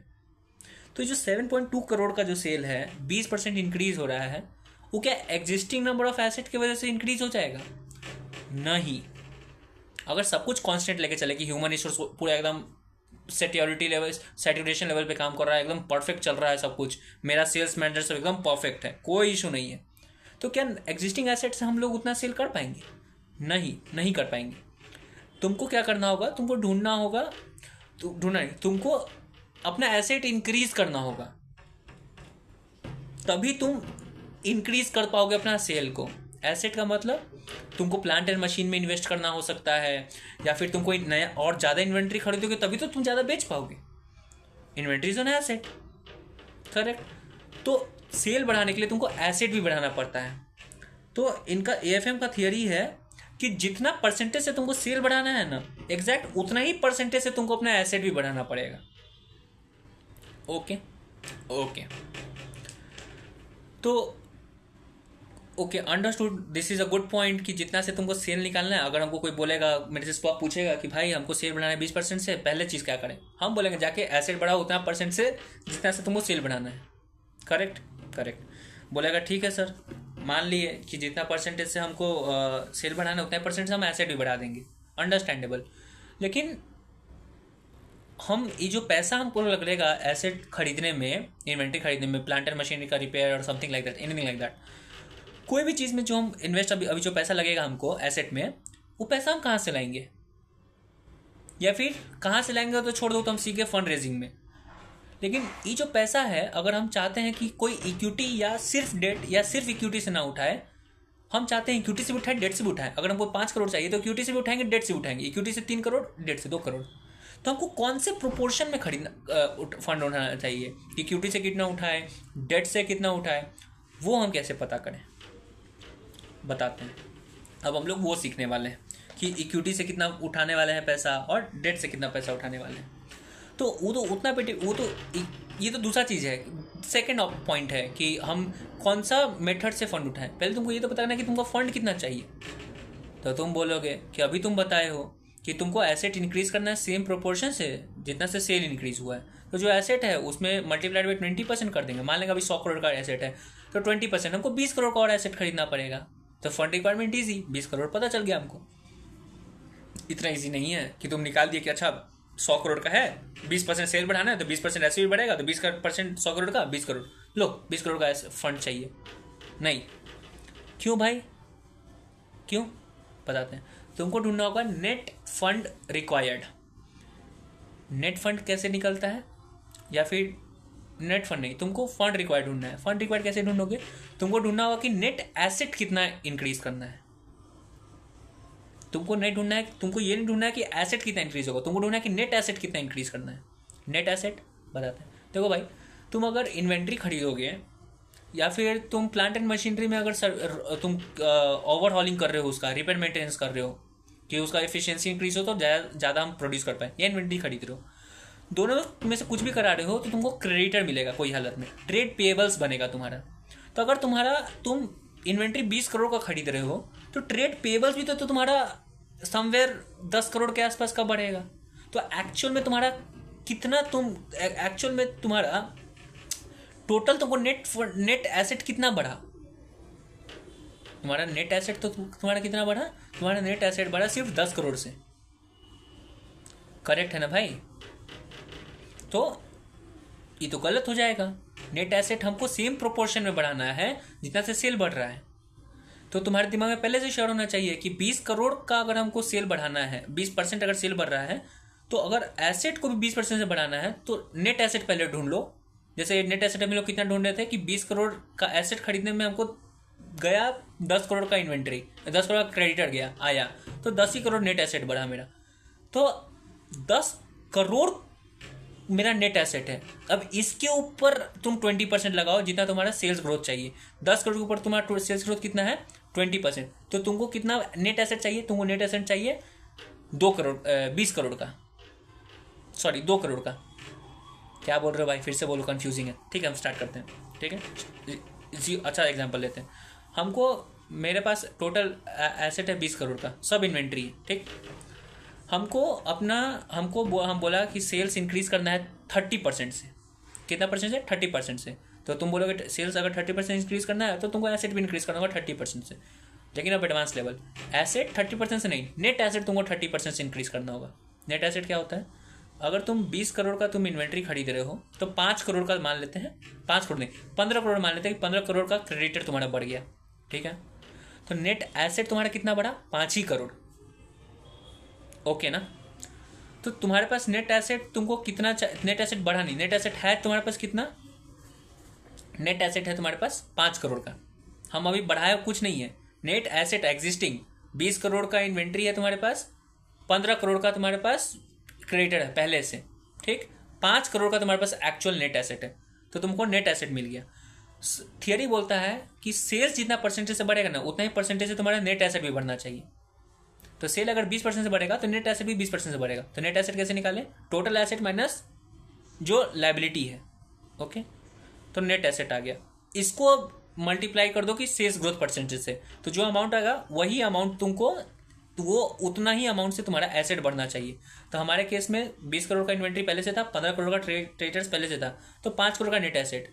5 करोड़ का नेट एसेट हमको कितना से बढ़ाना है? जितना से सेल्स बढ़ रहा है। सेल्स कितना बढ़ रहा है? 20%। 20 या सो तुम्हारे पास नेट एसेट है 5 करोड़ का, तुमको अपना नेट एसेट उतना ही बढ़ाना है जितना से सेल्स बढ़ रहा है। तो सेल्स बढ़ रहा है 20% से, तो नेट एसेट तुम्हारा बढ़ेगा 20% से। तो 5 करोड़ नेट एसेट है तो कितना बढ़ेगा? 5% तो 20%, 1 करोड़। 1 करोड़ का तुमको न्यू एसेट खरीदना है। ओके, तो 1 करोड़ तुमको समझ में आ गया। तो ठीक है, पता चल गया भाई कि हमको 1 करोड़ फंड चाहिए। नहीं, तुमको 1 करोड़ फंड नहीं चाहिए। क्यों? मैं भाई पहले से तुम्हारे पास रिटेन अर्निंग होगा ना, तो रिटेन अर्निंग को तुम यूज़ कर सकते हो। तुमको बाहर से मार्केट से पैसा उठाने का क्यों जरूरत है? रिटेन अर्निंग वही यूज़ कर लो, रिजर्व सरप्लस वही यूज़ कर लो। तो जितना भी हमको नया एसेट में इन्वेस्ट करना है वो अमाउंट माइनस रिटेन अर्निंग, तो जो नेट अमाउंट आएगा that will be your fund required. Fund required कैसे निकालते हैं? Amount required for new asset minus retain earning, answer आ गया। अमाउंट रिक्वायर्ड फॉर एसेट कैसे निकालते हैं? Net asset multiplied by sales growth percentage. Net asset कैसे निकालते हैं? Total asset minus liability. अब एक और चीज़ सीखो, जो टोटल एसेट माइनस लायबिलिटी हम बोले हैं ना, उसमें लायबिलिटी में सारा लायबिलिटी मत ले लेना, लॉन्ग टर्म शॉर्ट टर्म नहीं, सिर्फ तुमको टोटल एसेट में से payables plus provision, short term long term कोई भी, पेएबल्स और प्रोविजन दोनों को ऐड कर दोनों को लेना है एज लायबिलिटी। बस टोटल एसेट में से सिर्फ पेएबल्स और प्रोविजंस माइनस करना, तो तुम्हारे पास आ जाएगा नेट एसेट। उसको मल्टीप्लाई करना सेल्स ग्रोथ परसेंटेज से, तुमको समझ आएगा कि एसेट कितना का चाहिए, उसमें से रिटेन अर्निंग माइनस कर देना, तो पता चलेगा नेट फंड कितना required. Easy easy, net fund required समझ में आ गया। तो अभी तो तुम सिर्फ ये निकाले कि तुमको फंड कितना चाहिए। मेन क्वेश्चन तो ये था कि हम ये जो अभी मेरे पास आया कि मान लेते कि मेरे पास नेट फंड था, रिटेन अर्निंग था 50 लाख का, हमको एसेट खरीदना था 1 करोड़ का, तो 1 करोड़ माइनस 50 लाख, 50 लाख का हमको फंड रिक्वायर्ड है। ये जो 50 लाख है वो इक्विटी से कितना उठाए, डेट से कितना उठाए, वो कैसे पता करें? बहुत ईजी है। क्वेश्चन में तुमको पहले ही बोल देगा कि इक्विटी से इतना परसेंटेज उठाना चाहता है, डेट से इतना परसेंटेज उठाना चाहता है, तो बस जो भी फंड रिक्वायर्ड है उसको मल्टीप्लाइड करना। जैसे कि हमको चाहिए 50 लाख, तो बोल रहा है 30% हम इक्विटी से उठाएंगे, 70% डेट से उठाएंगे। तो इक्विटी से कितना उठेगा? 50 लाख इंटू 30%, डेट से कितना उठेगा? 50 लाख इंटू 70%, बस। लेकिन ये जो परसेंटेज होगा वो ये नहीं बोलेगा कि इतना से उठाना है पैसा, 30% इक्विटी से उठाना ही नहीं बोलेगा। क्वेश्चन बोलेगा कि हम 30% ही उठाएंगे, बट एक्चुअल में तुम कितना उठाओगे वो तुमको कैलकुलेट कैसे कर, वो जो 30% उठाने के बाद नहीं बोलेगा 30% इक्विटी हो जाना चाहिए जब हम फंड उठा लेंगे, और 70% डेट हो जाना चाहिए जब हम फंड उठा लेंगे। तो ये तो क्यूमुलेटिव अमाउंट है कि जितना फंड उठाए और पहले से जो फंड था वो इक्विटी में कुछ फंड होगा, अब नया फंड कुछ उठाए, पहले से डेट में कुछ था फिर नया उठाए। तो इसका टोटल ओल्ड न्यू दोनों का रेशियो 3:7 देगा तुमको। तो तुम्हारे पास तो 3:7 आएगा। तो तुम कैसे निकालोगे? ईजी है भाई, 3:7 निकाल दो जो तुमको टोटल फंड रिक्वायर्ड है उसका, उसमें से माइनस कर देना एग्जिस्टिंग जो भी फंड है उसका। डेट में तुमको चाहिए, जैसे कि अभी चाहिए था हमको 50 लाख इंटू 30% इक्विटी, 15 लाख का तुमको इक्विटी होना चाहिए था। पहले से इक्विटी 5 लाख का है, तो नया इक्विटी कितना चाहिए? 10 लाख का। इजी ना, 15 लाख होना चाहिए after taking fund, existing 10 lakh है तो 5 ही लाख करना चाहिए तुम्हारे पास बस। तो तुमको समझ में आ जाएगा कितना तुम इक्विटी से रेस करोगे, डेट से रेस करोगे। Very easy concept, very easy topic. सीधा तुमको बोलेगा, क्वेश्चन बोलेगा भाई देख मैं सेल्स बढ़ाना चाहता हूँ इतना परसेंटेज से, हमको ये बताओ इक्विटी से कितना उठा है, डेट से कितना उठा है। क्लियर। इसका सीक्वेंस क्या होना चाहिए आंसर बनाने का? तुमको पहले पता होना चाहिए, पहला चीज़ ढूंढो फंड कितना रिक्वायर्ड है। ओके, पहले ढूंढो कि फंड कितना रिक्वायर्ड है। ओके, उसमें से तुम क्या माइनस कर दो, उसमें से तुम देख लो फंड रिक्वायर्ड, अगर तुमको पता चला कि इतना फंड हमको चाहिए, उसमें फंड रिक्वायर्ड तुमको पता है, उसमें से देख लो कि हम एक्सेस हमको कितना उठाना पड़ रहा है, डेफिसिट कितना है मेरे पास। पहले से तुम्हारे पास इक्विटी डेट होगा तो डेफिसिट ढूंढ लो। ठीक है, फंड रिक्वायर्ड कैसे ढूंढते हैं? बहुत ईजी है, net asset multiplied by sales, उसमें से रिटेन अर्निंग माइनस कर दो तो तुम्हारे पास आ जाएगा नेट फंड कितना रिक्वायर्ड है। और जो नेट एसेट है वो कैसे निकलता है? Net asset total asset minus liability नहीं, सिर्फ पेएबल्स और प्रोविजन बस। तो इसे हमारा चला जाएगा क्या? फंड कितना चाहिए। फंड पता चल गया तो तुम देख लो कि तुमको डेफिसिट कितना का हो रहा है। डेफिसिट कैसे निकालोगे? तुमको चाहिए फंड 5 करोड़, फंड लेने के बाद 3 करोड़ इक्विटी होना चाहिए और 2 करोड़ डेट होना चाहिए। तुम्हारे पास एग्जिस्टिंग कितना है? 1 करोड़ इक्विटी, 2 करोड़ डेट। तो नया कितना चाहिए? जो जितना डेफिसिट उतना ही नहीं चाहिए। आंसर निकाल दिए। इजी। हम समरी लिख दे रहे हैं, I don't know whether it will be useful for you as of now और नॉट। हम यहाँ पे लिख दे रहे हैं सिर्फ हम जो समझाए हैं। तो पहला calculate fund required, second calculate deficit. What is deficit? That is the amount you have to raise in excess of existing fund. Correct ना भाई? Correct. बस पेज नंबर 130 पे समरी है या। सो फिर आता है क्वेश्चन नंबर 65 इसी चीज़ का क्वेश्चन है कि हमको कितना फंड उठाना है। तो उसी पे बना है। पहले तुमको ढूंढना है कि फ़ंड कितना रिक्वायर करना है। फ़ंड रिक्वायर करने के लिए तुमको चाहिए क्या? कितना एसेट, नेट एसेट है minus retain earning. Net asset निकालने के लिए टोटल एसेट पेबल दिया हुआ है और सेल्स ग्रोथ दिया हुआ है, तो तुम्हारे पास नेट एसेट मिल गया। तुमको रिटेन अर्निंग जो एक्सपेक्टेड है वो नहीं दिया हुआ है, तुमको ढूंढना पड़ेगा। कैसे ढूंढोगे? तुमको पैट नहीं दिया हुआ है। पैट ढूंढने के लिए तुमको क्या बोला है? चलो ठीक है, इसमें बहुत सारा बात है, स्टार्ट करते। ठीक है, पढ़ना ही पड़ेगा क्वेश्चन, बिना पढ़े नहीं काम होगा। अच्छा यार, अच्छा ठीक। सो या क्वेश्चन 66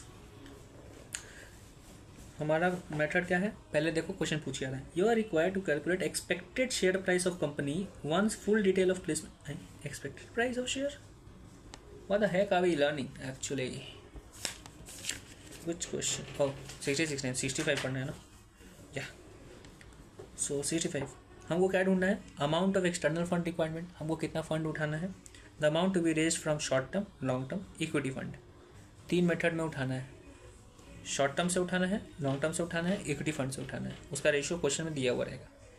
तो 2 चीज़ पूछा है, कितना फंड एक्चुअल में चाहिए वो लो, स्टेप 1।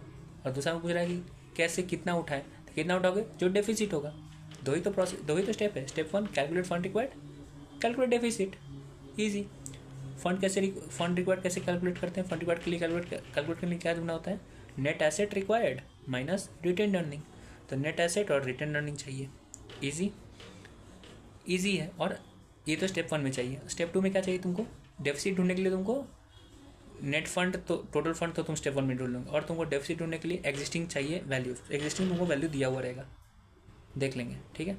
तो पहला हमारा मेन मिशन क्या है, मेरा मेन मिशन है सबसे पहले ढूंढना net fund required. Net fund required ढूंढने के लिए क्या चाहिए हमको, net asset required. Net asset required के लिए क्या चाहिए, total asset minus provision liability, provision and payables multiply by sales growth. Sales growth ढूंढो, सेल्स ग्रोथ कहीं लिखा हुआ है कहीं, sales are expected to grow by 20%, sales growth मिल गया। टोटल एसेट ढूंढो 1400। सेल्स तुमको चाहिए प्रोविजन और प्रोविजन और ट्रेड पेबल्स, प्रोविजन और ट्रेड पेबल्स तुमको दिया हुआ है। प्रोविजन कहाँ है, प्रोविजन हाँ दिया हुआ है, पेबल्स एंड प्रोविजन सीधा दिया हुआ है 200 का, ईजी। तो total asset 1400 minus payable provision 200 into sales growth 20%। लो भाई नेट एसेट रिक्वायर्ड मिल गया तुमको। रिटेन अर्निंग दिया हुआ है, देखो रिटेन अर्निंग 200 करोड़ का 31 मार्च 22 को है, ओके। तो क्या ये यूज़ करेंगे, नहीं मेरे भाई नहीं, एकदम नहीं। हमको क्या पता, जो भी सर कॉन्सेप्ट समझा उसी कॉन्सेप्ट से हम भी समझा रहे हैं, बट हम लोग क्या बोले थे कि हमको नेट अगर ऐसे 10 करोड़ का चाहिए तो जो मेरे पास पहले से पैसा हम वही यूज़ करेंगे। लेकिन सर क्या बोलते हैं, नहीं 10 करोड़ तुमको चाहिए अगला साल।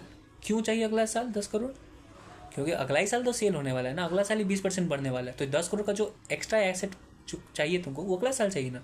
तो अगला साल जो एसेट आने वाला है, जो अगला साल के लिए जो एसेट आने वाला है उसका फंड में माइनस होगा अगला साल का रिटेन अर्निंग। तो तुमको नेक्स्ट ईयर का रिटेन अर्निंग चाहिए, तो नेक्स्ट ईयर का तुमको रिटेन अर्निंग ढूंढना होगा। नेक्स्ट ईयर का रिटेन अर्निंग दिया हुआ है क्या, sales the profit margin, dividend pay out दिया हुआ है, नहीं दिया हुआ है। लेकिन एक बात दिया हुआ है क्या, dividend pay out ratio. Dividend pay out ratio से हम कैसे निकाले रिटेन अर्निंग, अरे भाई डिविडेंड पे आउट रेशियो का उल्टा क्या होता है, रिटेंशन रेशियो। हम कितना पैसा बचा रहे हैं वो रिटेंशन रेशियो, कितना पैसा भेज रहे हैं date is dividend pay out ratio. Very easy ना, वेरी इजी। तो डिविडेंड पे आउट रेशियो दिया हुआ है तुम्हारे पास कितना, 50%। तो इसका मतलब क्या, रिटेंशन रेशियो कितना होगा, वो 50%। अगर हम 50 रुपया अगर बाहर दे रहे हैं तो 50 रुपया तो मेरे ही पास आ रहा होगा ना, 100 रुपया में से 50% है ना, ईजी। तो रिटेंशन रेशियो मेरे पास आ गया 50%, क्लियर। रिटेंशन रेशियो का फॉर्मूला क्या होता है, रिटेंशन रेशियो का फॉर्मूला होता है retention amount divided by earning available to equity share holder. क्यों ये फॉर्मूला क्यों होता है, क्योंकि डिविडेंड पे आउट रेशियो का फॉर्मूला क्या होता है भाई, वही तो होता है dividend paid divided by earning available to equity share holder. तो उसका उल्टा रिटेंशन रेशियो, करेक्ट ना भाई, वेरी गुड, ओके। तो तुमको पहले, अब तुमको इतना सब क्यों बता रहे, रिटेंशन रेशियो ये वो, इसलिए बता रहे तभी तो तुम न्यू रिटेन अर्निंग निकालोगे। न्यू रिटेन अर्निंग निकालने के लिए तुमको रिटेंशन रेशियो ढूंढना होगा। रिटेंशन रेशियो ढूंढ लियो, रिटेंशन रेशियो के लिए तुमको चाहिए क्या होगा, रिटेन अमाउंट। तो न्यू रिटेन अमाउंट जो अगला साल रिटेन करने वाले हो वो तुमको अमाउंट चाहिए। अगला साल कितना रिटेन करोगे वो कैसे ढूंढे, कैसे पता चलता है कि हम कितना अमाउंट रिटेन होने वाला है, उसका कैलकुलेशन होता है क्या, इटेश निकाल दो, उसको मल्टीप्लाई कर दो रिटेंशन रेशियो से, तुमको पता चलेगा कि कितना रिटेन हुआ है। तो नया इटेश भी ढूंढना होगा क्योंकि अगला साल का है ना, earning available to equity share holder. तो नया इटेश अब ढूंढो, ठीक है। नया इटेश कैसे ढूंढे भाई, हम सीधा क्वेश्चन बोल रहा है, प्रॉफिट मार्जिन इज 4%, क्लियर है ना भाई। प्रॉफिट मार्जिन का मतलब क्या होता है, इटेश ही तो होता है, क्लियर है ना भाई, कंफ्यूजन क्या है तुमको, करेक्ट है ना भाई। तो तुमको दे दिया है इटेश सीधा, और इटेश को हम लोग प्रॉफिट आफ्टर टैक्स भी कहते हैं अगर प्रेफरेंस शेयर्स नहीं है। क्वेश्चन में प्रेफरेंस शेयर नहीं है तो वो इटेश है। तो प्रॉफिट मार्जिन तुमको दे दिया है, तो प्रॉफिट मार्जिन क्या होता है, फॉर्मूला क्या होता है, profit that is EAT upon sales. तो इटेश अपॉन सेल्स यूज़ करके तुम निकाल सकते हो प्रॉफिट मार्जिन। प्रॉफिट मार्जिन दिया हुआ है 4%, एक्सपेक्टेड है अगला साल का ये 4%। तो अगला साल का प्रॉफिट मार्जिन तुमको दे दिया, अगला साल का तुमको सेल्स भी दे दिया। कैसे, एग्जिस्टिंग 600 है, अगला साल 20% इंक्रीज होगा तो 720। न्यू सेल्स है, न्यू प्रॉफिट मार्जिन है, तो तुम इटेश ढूंढ सकते हो ना, EAT upon sales is equal to profit margin. तो न्यू सेल्स ढूंढ लोगे तो न्यू तुम्हारा ये जो है क्या उसको कहते हैं, new sales multiplied by new margin. तो न्यू सेल्स है तुम्हारा 600 लाख प्लस 20% 720 लाख, उसको मल्टीप्लाई कर दो तुम्हारा प्रॉफिट मार्जिन से, कितना है 4%। तो 720 लाख का 4% ले लो तो वही तुम्हारा इटेश बनेगा। इटेश कितना हो गया तब, इटेश तुम्हारा हो जाएगा 28.8 लाख, ईजी। तो जब नया ई टेस्ट आ गया है तो तुमको कितना अमाउंट रिटेन होने वाला है वो पता चल जाएगा, करेक्ट। तो नया ई टेस्ट कितना है 28.8 लाख, और हम कितना रिटेंशन रेशियो कितना मेरा 50%, क्यों? क्योंकि डिविडेंड पे आउट रेशियो 50% है। तो 28.8 जो अगर ई टेस्ट है तो मेरा रिटेन हम कितना करेंगे 14.4, तो 14.4 लाख रुपया हम रिटेन कर लिए, करेक्ट। तुमको रिटेन अमाउंट क्यों चाहिए था? तुम रिटेन अमाउंट इसीलिए चाहिए था क्योंकि तुम क्या कैलकुलेट कर रहे थे? तुम कैलकुलेट कर रहे थे net fund required. Net fund required के लिए तुमको चाहिए था net asset required minus retention amount. तो नेट एसेट रिक्वायर्ड तो हम ढूंढ लिए थे, कितना था वो 240, 1400 माइनस 200 इंटू 20, नेट एसेट ढूंढ लिए थे। अब नेट रिटेंशन अमाउंट हम ढूंढ लिए कितना 14.4। तो हमको पता चल जाएगा कि अब हमको एक्चुअल में फंड कितना रिक्वायर्ड है। हमको चाहिए था 225.6 लाख, करेक्ट, बन गया क्वेश्चन। क्वेश्चन क्या पूछ रहा था? पहला क्वेश्चन था कि तुमको EFR ढूंढो, एक्सटर्नल फंड रिक्वायर्ड कितना है। तो एक्सटर्नल फंड रिक्वायर्ड ढूंढने के लिए क्या तुमको चाहिए? एक्सटर्नल फंड रिक्वायर्ड ढूंढने के लिए क्या चाहिए? कितना हमको पैसा एसेट, कितना का एसेट खरीदना है और कितना पैसा मेरे पास पहले से। तो माइनस करेंगे तो पता चलेगा कि बाहर से कितना उठाना है। एक्सटर्नल फंड रिक्वायर्ड कितना है, करेक्ट करेक्ट। क्वेश्चन को बनाना बहुत ईजी था, सिर्फ एक डिफ़िकल्ट था कि तुम्हारा कितना अमाउंट रिटेन किया है वो ढूंढना इंपॉर्टेंट था। तो कितना अमाउंट रिटेन किया उसको ढूंढने के लिए रिटेंशन रेशियो निकाले, फिर प्रॉफिट मार्जिन निकाले, प्रॉफिट मार्जिन से फिर नया रिटेन अमाउंट निकाले, उस हिसाब से फिर हम आंसर बन गया, करेक्ट। तो एक्सटर्नल फंड रिक्वायरमेंट हमको पता चल गया 225 लाख का, करेक्ट करेक्ट। क्वेश्चन दूसरा पूछता है कि शॉर्ट टर्म से कितना उठाए, लॉन्ग टर्म से कितना उठाए, इक्विटी फंड से कितना उठाए। देखो अभी हम पूरा क्वेश्चन पढ़े भी नहीं है, सिर्फ क्वेश्चन देखेंगे क्या पूछ रहा है, जो अंदर से चाहिए बस वो ढूंढ रहे हैं, ठीक है। पूछता है क्या, शॉर्ट टर्म से कितना उठाए, लॉन्ग टर्म से, इक्विटी से। अब भाई कितना उठाए वो तो डिपेंड करेगा कि डेफिसिट कितना है। डेफिसिट चेक करने के लिए तुम ही बताओगे ना कि तुमको कितना में चाहिए, फंड उठाने के बाद कितना परसेंटेज सब कुछ होना चाहिए। देखो क्वेश्चन खुद बोलेगा, क्या बोल रहा है? Company further desire that during the current year sales to short term loan and payables and provision should be in ratio 4:3, ratio of fixed asset to long term loan should be 1.5, debt equity ratio should not exceed 1.5, correct. तुमको पहले बोल दिया कि sales to short term जो ratio है वो 4:3 होना चाहिए, मतलब sales upon short term loan and payable and provision is equal to होना चाहिए 4:3। अगर हम फंड उठा लिए हैं सो क्वेश्चन ये नहीं बोल रहा है कि short term is to long term is to equity fund का ये रेशियो होना चाहिए। वो क्या बोल रहा है कि फंड उठाने के बाद the company further desire that during the current year sales to short term loan and payables divided by short term loans and payables and provision, सब ऐड कर दिया।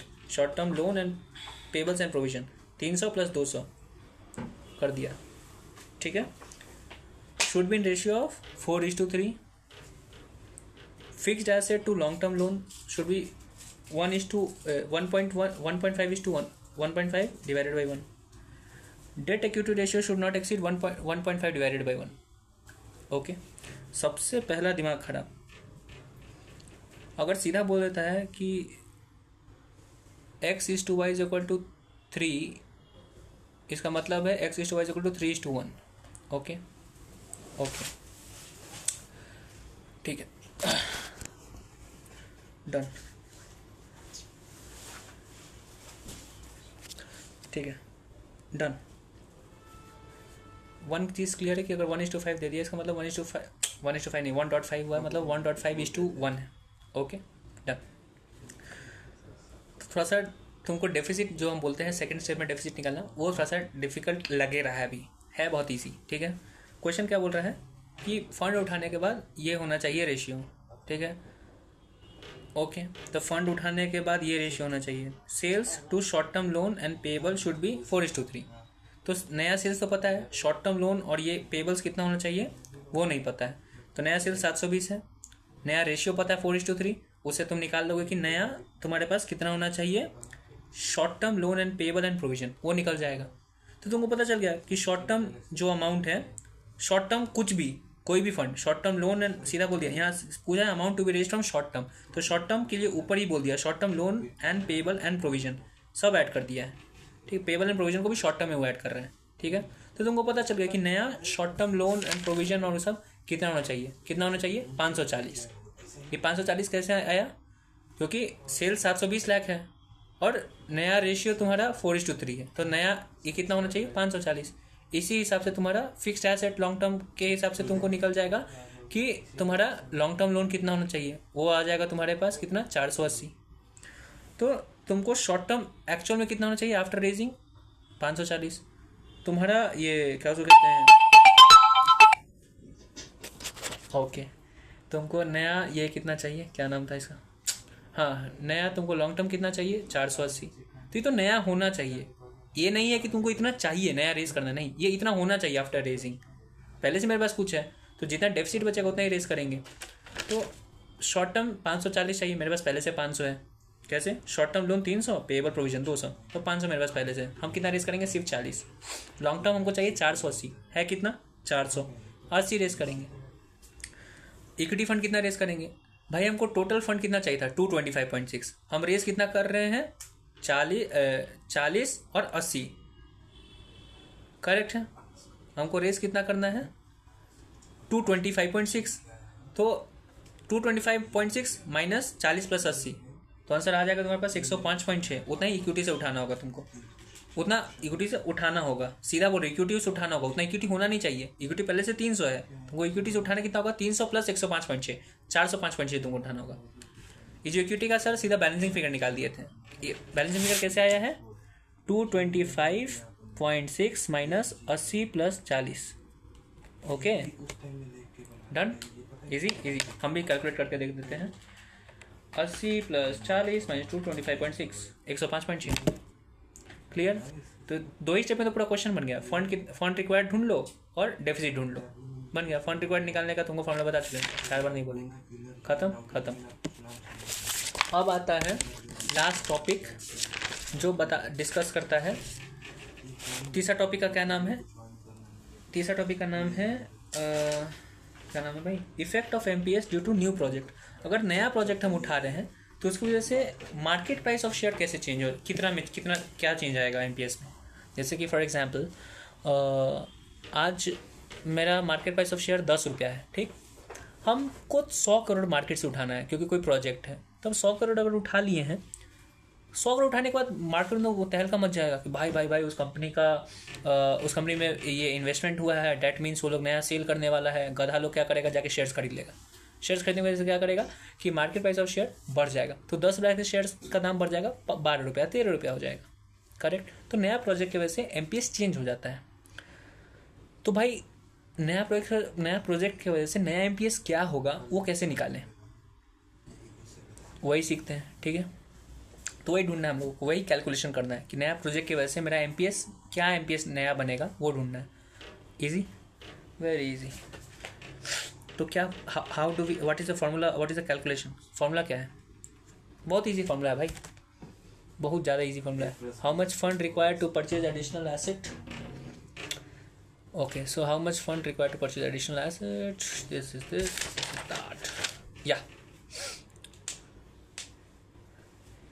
तुमको पूछ रहा है कि नया एमपीएस क्या होगा नया प्रोजेक्ट की वजह से। नया एमपीएस छोड़ दो, एमपीएस कैसे निकलता है, बहुत ईजी है भाई, पी मल्टीपल अप्रोच से निकाल दो। छोड़ो, नॉर्मल बात करते हैं। नया एमपीएस निकलता है total market value of shares divided by number of shares, तो एमपीएस निकल गया। तुमको ढूंढना है नया एमपीएस, तो नया मार्केट वैल्यू ऑफ शेयर ढूंढना होगा। पुराना वाला तो कुछ भी हो सकता है, तुमको नया market value of share divide by नया नंबर ऑफ शेयर ढूंढना होगा, तो नया एमपीएस आ जाएगा। तो नया मार्केट वैल्यू ऑफ शेयर ढूंढने के लिए तुमको क्या करना होगा, नया मार्केट वैल्यू, कोई भी शेयर्स का मार्केट वैल्यू कैसे निकलता है, स्टॉक का मार्केट वैल्यू, टोटल वैल्यू कि इस कंपनी का नेटवर्थ इतना अमाउंट है, कैसे निकलता है, बहुत ईजी है भाई। उसका फॉर्मूला क्या बनता है, जो एग्जिस्टिंग मार्केट वैल्यू है उसमें तुम ऐड कर दो कि जो अगर जैसे कि नया प्रोजेक्ट आया है तो उस प्रोजेक्ट का जो नेट प्रेजेंट वैल्यू होगा, total outflow minus total inflow present value में, वो ऐड कर दो कि इतना ही। जैसे कि एग्जिस्टिंग मार्केट वैल्यू शेयर का है 100 रुपया, 1 करोड़ रुपया है, ठीक है, 1 करोड़ का टोटल शेयर्स है मार्केट में, 1 करोड़। नया जो प्रोजेक्ट है उसकी वजह से मेरे बिजनेस में एनपीवी आ रहा है, इनफ्लो होने वाला है कितना 50 लाख का, तो 1.5 करोड़। उसके बाद हम ये जो 1 करोड़ का फंड उठाएंगे प्रोजेक्ट में लगाने के लिए, उसके लिए नया इक्विटी भी इशू करेंगे, तो नया इक्विटी इशू करेंगे तो फंड भी मिलेगा, तो प्लस 1 करोड़ का फंड, 1 करोड़ का इशू भी किए, तो 1.5 करोड़ प्लस 1 करोड़ 2.5 करोड़ का हो गया मेरे पास मार्केट वैल्यू। फिर ये जो हम इशू किए हैं मार्केट में, जो प्रोजेक्ट के लिए 1 करोड़ का जो पैसा लाए हैं, और इक्विटी से भी इशू किए होंगे, डिबेंचर से भी किए होंगे, सब कुछ करना पड़ता है, तभी जाके टोटल पैसा आएगा कि तुम प्रोजेक्ट में लगा पाओगे। तो इस प्रोजेक्ट लगाने के बाद तुमको पता चलेगा कि total market value of shares कितना है एक्चुअल में। ओके, तो तुमको क्या क्या चाहिए होगा? Existing market value of shares, एक शेयर का नहीं, total market valuation, plus inflow NPV due to new project, नया जो इशू किया है वो अमाउंट, और जो बेनिफिट मिलने वाला है, इस सब को जब ऐड कर दोगे तो टोटल नया वैल्यू मिल जाएगा मार्केट वैल्यू शेयर्स का। नया नंबर ऑफ शेयर्स तुम ढूंढ लोगे, लिखा होगा क्वेश्चन में, डिवाइड कर देना, तो नया तुम्हारे पास एमपीएस आ जाएगा। इजी, वेरी इजी, कुछ खास नहीं है। ठीक है, एग्जिस्टिंग मार्केट वैल्यू कैसे निकालते हैं? तो total number of shares existing है multiplied by existing market price, आगे एग्जिस्टिंग वैल्यू। एनपीवी निकालना तुमको आता है, प्रेजेंट वैल्यू से कर देना। Net amount from issuing equity, जो हम लोग इक्विटी जब इशू करने वाले हैं, वो इशू करेंगे तो फंड आएगा, लेकिन भाई इक्विटी इशू करने के लिए तुमको under writing commission, stock exchange, SEBI को तुमको पैसा देना पड़ेगा, बहुत सारा बात आता है। करेक्ट, तो 1 करोड़ उठाने के लिए तुमको 1 लाख तो देना ही पड़ेगा कमीशन। तो 1 करोड़ में से 1 लाख माइनस कर दो भाई, कितना होता है 1 करोड़ में से 1 लाख? 99 लाख रुपया। 99 लाख रुपया तुमको इनफ्लो होगा। तो मार्केट वैल्यू एग्जिस्टिंग, उसमें से नया प्रोजेक्ट का एनपीवी, उसके बाद जो इनफ्लो हुआ due to issue of what, issue of shares. Okay, फिर उसमें ऐड कर देना बेनिफिट्स। तो टोटल जैसे कि सब हम इनफ्लो ही ढूंढ रहे हैं, एग्जिस्टिंग मार्केट प्राइस, वो एग्जिस्टिंग मार्केट वैल्यू इनफ्लो ही मेरा, प्रोजेक्ट की वजह से जो इनफ्लो होगा वो, शेयर इशू करने की वजह से जो इनफ्लो होगा वो, और जो बेनिफिट मिलने वाला है वो, सब को ऐड कर दो, existing market value, current new market value of shares मिल जाएगा। Easy, very easy. ये जो लास्ट में बार बार बोल रहे हैं बेनिफिट, वो क्या है? What benefit are you talking about actually? ठीक है, I tell you what is a benefit. See, company क्या करती है ना भाई, अपना मार्केट में वैल्यू बढ़ाने के लिए क्या बोलेगी भाइयों, जैसे टाटा करती है, बायबैक कर लेती है शेयर्स का ही, कि हमें तुम्हारा पैसा नहीं चाहिए, मार्केट से पैसा नहीं चाहिए, हमारे पास बहुत पैसा है, हम जो तुम मेरे से जो पैसा, हमको पैसा देके शेयर खरीद लेते हैं, हम शेयर तुमसे वापस खरीद लेंगे। वैसे कंपनी क्या करती है, कंपनी क्या बोलेगी, भाई तुम हमको लोन दिया था, कैसे? तुम मेरा डिवेंचर खरीदा था, हम तुमको लोन का पैसा वापस कर रहे हैं, हम डिवेंचर खरीद लेंगे। अबे भाई गधा वधा है क्या? गधा नहीं है, लॉजिक है उसके पीछे। देखो, डिवेंचर हर साल का इंटरेस्ट तुमको देना पड़ेगा और मैच्योरिटी पे तुमको रिडेम्पशन देना पड़ेगा, लेकिन अगर उसको डिस्काउंट करेगा प्रेजेंट वैल्यू फैक्टर से तो इंट्रिंसिक वैल्यू कुछ मिलेगा तुमको।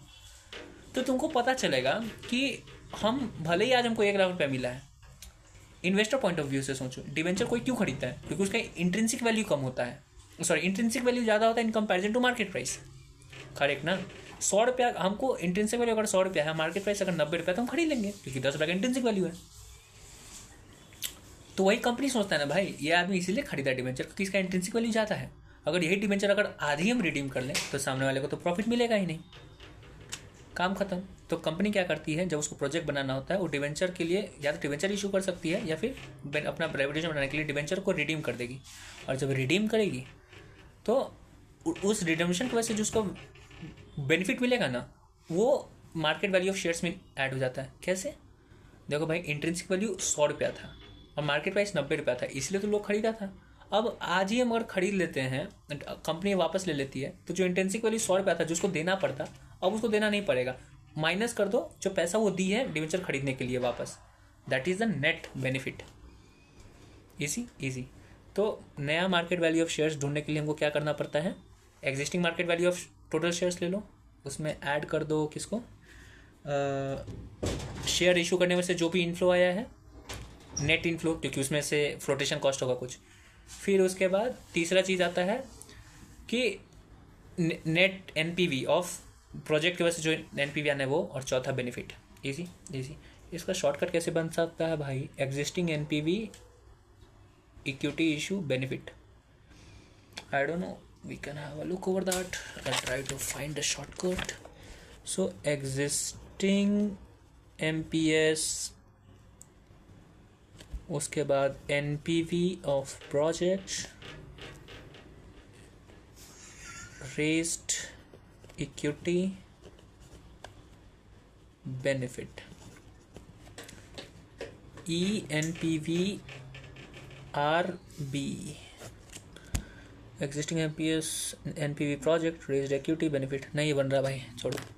तो just have in knowledge very logical thing, existing market price, उसमें ऐड कर दो NPV of the project, equity जो रेस की हो, और बेनिफिट।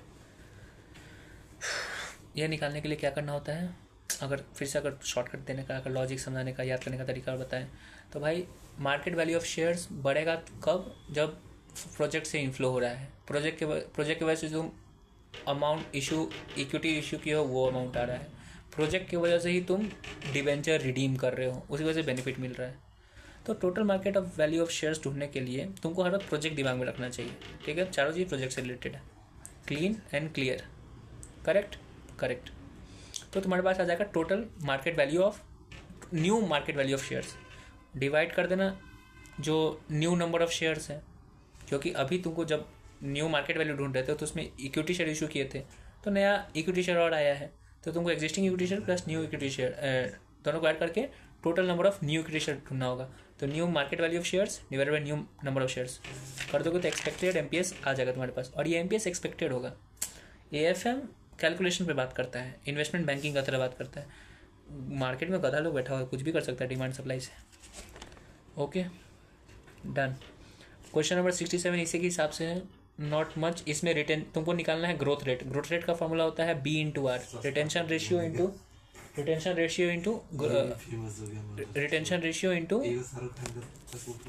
तो तुमको ग्रोथ रेट निकालना है। ग्रोथ रेट निकालने का फॉर्मूला होता है b into r, b retention ratio, r into rate of return. तो रिटेंशन रेशियो तुमको ढूंढना होगा और तुमको वो ढूंढना होगा रेट ऑफ रिटर्न। तो रेट ऑफ रिटर्न क्या, रेट ऑफ रिटर्न बोलते हैं रिटर्न ऑन इक्विटी। तो रिटर्न ऑन इक्विटी के लिए नेट प्रॉफिट अपन नेटवर्थ चाहिए, तो वैसे करके निकल जाएगा दोनों प्रपोजल के लिए। आई डोंट अंडरस्टैंड कि सेम क्वेश्चन क्यों दिया हुआ है। 66 जो क्वेश्चन है वो अलग ही है। अच्छा 66 क्वेश्चन है उस चीज़ के लिए, सॉरी 67 हम बोल रहे हैं। 66 क्वेश्चन है तुम्हारा effect of project due to MPS, वो है, बहुत ईजी है, बना लेना, क्वेश्चन में दिया हुआ है, ठीक है। क्वेश्चन 67 अलग ही चीज़ है, ग्रोथ रेट को लेके है, तो उसको देख लेना। नेट प्रॉफिट कैसे है, sales calculation using asset to sales ratio, सब कुछ इसमें दिया हुआ है, ठीक है। बस उसको देखो और आंसर बना लो। इसमें सिर्फ एक चीज़ याद करने के लिए मिलेगा, समझ में कि एसेट नहीं दिया हुआ है। एसेट कैसे ढूंढते हैं, balance sheet bro, asset is equal to liability, liability का मन दिया हुआ है तो उतना ही एसेट होगा, तो वैसे ही दिया हुआ है। एंड एक सेकेंड, न्यू डेट कैलकुलेशन, नया डेट कैलकुलेशन के लिए तुमको डेट अपॉन इक्विटी करना है, ठीक है भाई। इक्विटी का मतलब सिर्फ इक्विटी नहीं होता है, रिटेन अर्निंग भी होता है, ध्यान याद रखना उसको। Working note 6 easy everything is fine. So rate of return on equity तुमको ढूंढना है, रिटेंशन रेशियो ढूंढना है ग्रोथ रेट के लिए। तो रिटेंशन रेशियो 94.27 तुम कैसे निकाले, रिटेंशन अपॉन इटेश। रिटेंशन कैसे निकाले, पैट माइनस डिविडेंड। पैट कैसे निकला तुम्हारा, पैट ढूंढने के लिए तुम क्या किए थे, प्रॉफिट मार्जिन दिया हुआ था तो उसे तुम पैट ढूंढ लिए, लेकिन प्रॉफिट मार्जिन के लिए तुमको चाहिए क्या, ये सेल्स। कैसे ढूंढे तुम, एसेट अपॉन सेल्स। एसेट कैसे ढूंढे, लाइबिलिटी प्लस इक्विटी। ओके तो इसका सीक्वेंस है ब्रो। रिटेंशन रेशियो निकालने के लिए तुमको पहले रिटेंशन ढूंढना पड़ा, रिटेंशन ढूंढने के लिए तुमको क्या ढूंढना पड़ा, रिटेंशन कैसे आया तुम्हारे पास, रिटेंशन तुम्हारे पास आएगा इससे profit margin minus EAT minus dividend. Dividend दिया हुआ था ना, लेकिन हाँ डिविडेंड दिया हुआ था। इटेश तुमको ढूंढना था। इटेश कैसे ढूंढोगे, इटेश मतलब पैट। पैट कैसे होता है, नेट प्रॉफिट मार्जिन ही पैट होता है। नेट प्रॉफिट मार्जिन दिया हुआ था लेकिन नेट प्रॉफिट नहीं था, जो पैट होगा वो नहीं है। तो पैट ढूंढने के लिए तुमको क्या करना होगा, सेल्स ढूंढना होगा, क्योंकि नेट प्रॉफिट मार्जिन प्रॉफिट अपन सेल्स होता है, सेल्स ढूंढना होगा। सेल्स कैसे ढूंढोगे, एसेट टू सेल्स दिया हुआ है, एसेट नहीं दिया हुआ तो एसेट ढूंढने के लिए हम लोग मान लिए कि जितना लायबिलिटी उतना ही एसेट है, बस आंसर बन गया। रिटर्न ऑन इक्विटी के लिए तुमको क्या करना था, तुमको नेट प्रॉफिट अपन नेटवर्थ ढूंढना था, ठीक है, और या फिर इक्विटी शेयर कैपिटल। तो तुम निकाल सकते हो, नेट प्रॉफिट तुम ढूंढ लेते 5.242। Okay easy, very easy. So security valuations complete, bye.